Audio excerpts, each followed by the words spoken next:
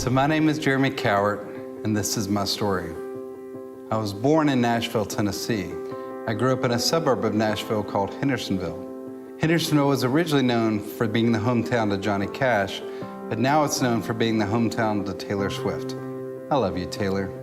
Growing up, I was never smart. I couldn't pay attention for more than 3 minutes. I was a terrible listener, and I made bad grades. I was quiet, shy, and really just average. I remember always telling my mom and dad, I can't do this. I took piano lessons. I can't do this. Everything I did ended with those words. I can't do this. That's when my dad started reprogramming my brain.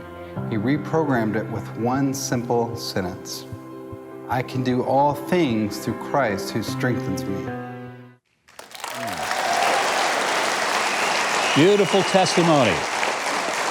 Well, my next guest uses his award-winning photography skills to capture beautiful images and uses them to tell compelling narratives about people as well as causes all over the world. Would you please welcome Mr. Jeremy Cowart. Jeremy, welcome. Delighted to have you here. Good to be here. I appreciate it. I guess I should say welcome home to Hendersonville. This is, I literally cried as I drove through town because I have so many memories here. When you grew up in Hendersonville, you have said that you were that kid that said, I can't. Yeah. All the things you couldn't do.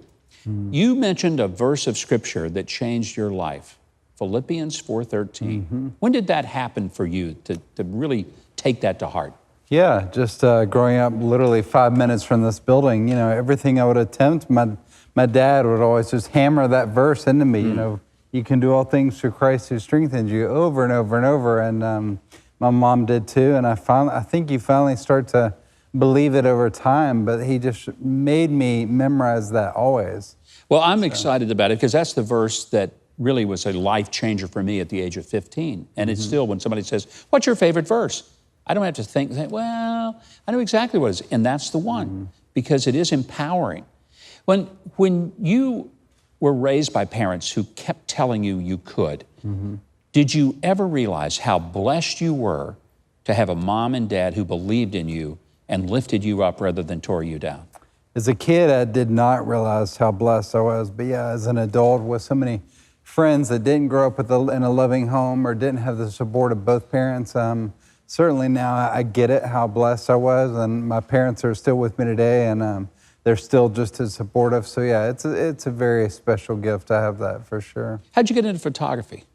I just started, I was a painter first, then I studied graphic design in college. Actually got a D in photography, nearly failed. I hope you go back to your professor and tell him, you know, now I am the most influential photographer on the internet.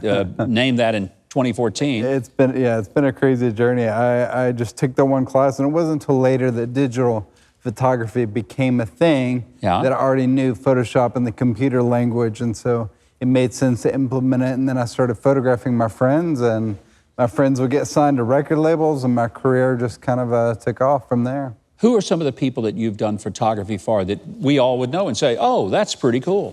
Oh gosh, everybody from Taylor Swift to the Kardashians and Carrie Underwood and... Never heard of any of them. Britney Spears, all kinds of people. There's a long list for sure. That is amazing. And all of this from a kid who didn't think he could do anything and who got a D in photography. I'd say there's a great reason to not necessarily believe everything somebody in college tells you. Absolutely, yeah. You have really made a mark for being an influential photographer. As I said, the most influential on the internet. When we talk about influential photographer on the internet, is that one of the best ways that you have found to be able to get your craft out there for people to see it and experience it? Yeah, well, first of all, I was named that in 2014. In my opinion, there's a lot more influential photographers than myself. But anyway, I just, at one point I realized that celebrities weren't my, I wanted to do something bigger than that. So I started doing a lot of humanitarian work around the world.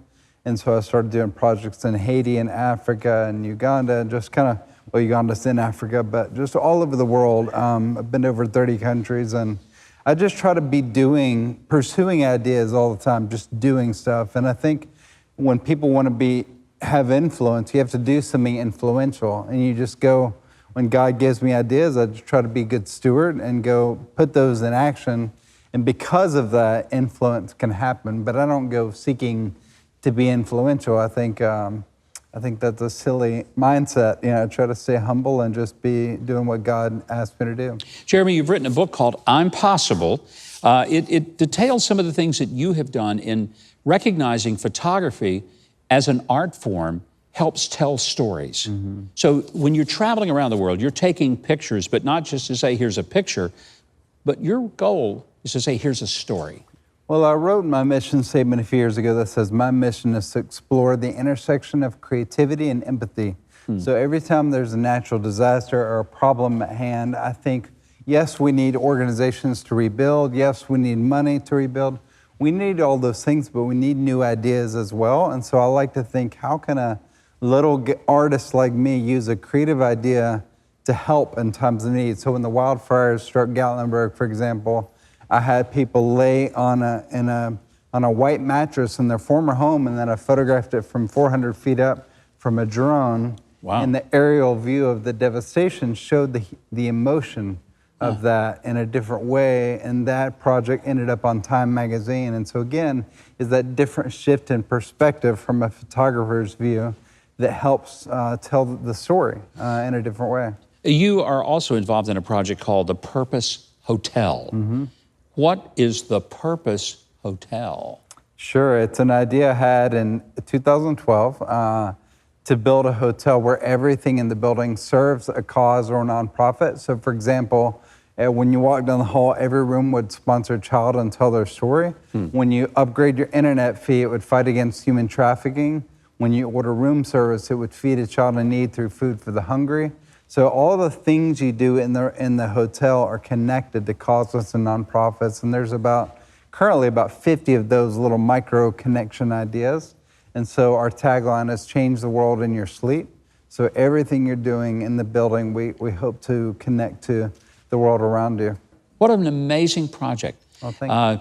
You know, I'm glad you didn't give up. I'm glad you had parents who encouraged you, and I hope that parents who are watching will realize that one of the most powerful gifts they can give their children is the gift of encouragement. Absolutely. To tell them what they can do, not to try to tell them what they can't do. And because of that, you're doing some great things for people. Jeremy, thank you for being here. Of course, yeah. Delighted to have you. Thank you. For more information on Jeremy and his book that we've been talking about called I'm Possible, go to jeremycowart.com. And if you want to stay updated on the Purpose Hotel, visit thepurposehotel.com.